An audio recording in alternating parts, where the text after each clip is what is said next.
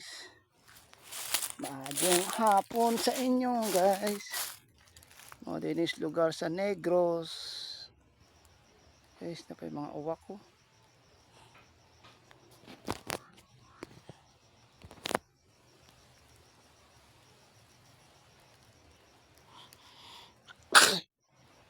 You guys, lugar sa Negros Oriental.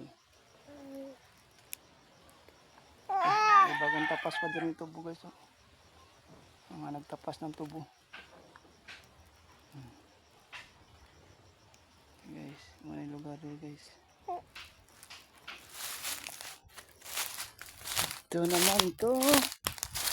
Bagong pagkatawag nilang anong klaseng prutas to guys. Parang bola sila. Ito. Oh, bilog na bilog siya. Laki ng bunga. Miracle fruit palang tawag nga namin guys.